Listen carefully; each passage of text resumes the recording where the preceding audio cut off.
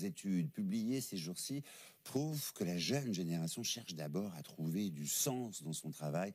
La quête de sens est même une priorité. Mais de quel sens s'agit-il et pour quel prix? On fait le point ce soir avec Martial You. Alors Martial, est-ce que les 18-24 ans sont heureux au travail, aujourd'hui, en tout cas, disons qu'ils posent leurs conditions, ça c'est vers. sûr. Pour l'être, c'est à l'entreprise de s'adapter, selon eux. 85% des jeunes, d'ailleurs, pensent même que c'est le rôle de l'entreprise de les rendre heureux et que des salariés heureux sont plus performants. C'est du gagnant-gagnant, quoi. Donc, en quelque sorte, dans l'esprit de la jeune génération, le travail n'est d'ailleurs plus du tout la première priorité des moins de 35 ans. Regardez, 33% se disent prêts à tout sacrifier pour leur job, à l'ancienne, j'ai envie de dire, mais 45%, presque 1 sur 2, souhaitent privilégier sa vie privée. Et c'est vraiment la génération Covid qui a passé ses diplômes à la maison, qui a commencé son travail en visioconférence et qui a télétravaillé avec l'ordinateur sur les genoux et les enfants qui courent dans le salon. Qu'est-ce que ça veut dire le bonheur au travail? Alors ça, c'est une bonne question parce que d'abord, les jeunes ne cherchent pas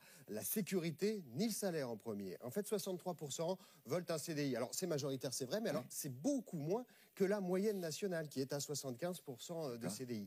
44% des Français se disent prêts aussi à démissionner et 18% dans les tout prochains mois. Donc ça, c'est une véritable évolution, bien sûr. Et puis les plus jeunes estiment qu'ils vont quitter leur premier emploi au bout de 3 à 5 ans. 2 salariés sur 3, en fait, accepteraient même de baisser leur salaire pour avoir un métier qui a du sens, précisément. Alors, qu'est-ce que c'est un métier avec du sens? Autre question presque philosophique, c'est d'abord un métier qui respecte la vie professionnelle, mais surtout la vie privée, vous l'aurez compris, puisque 42% veulent être épanouis chaque jour, c'est bien. 33% regardent le salaire, mais ce n'est pas la première motivation.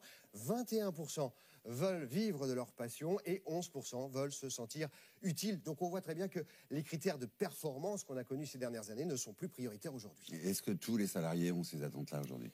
Oui, plutôt. Quand on regarde, c'est assez bien réparti. Regardez les cadres, 69%. Les employés, 65%, les ouvriers, 60%, ont tous la même volonté de faire un travail qui a du sens.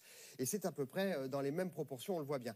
Mais les jeunes se reposent beaucoup maintenant sur leur manager, sur leur cadre pour être épanouis. 6 salariés sur 10 ont encore du mal à parler de leurs problèmes psychologiques ou bien de leurs envies d'évolution. En fait, quand on regarde les chiffres, vous avez 71% des moins de 35 ans qui reconnaissent se poser beaucoup plus de questions aujourd'hui sur leur travail depuis le Covid.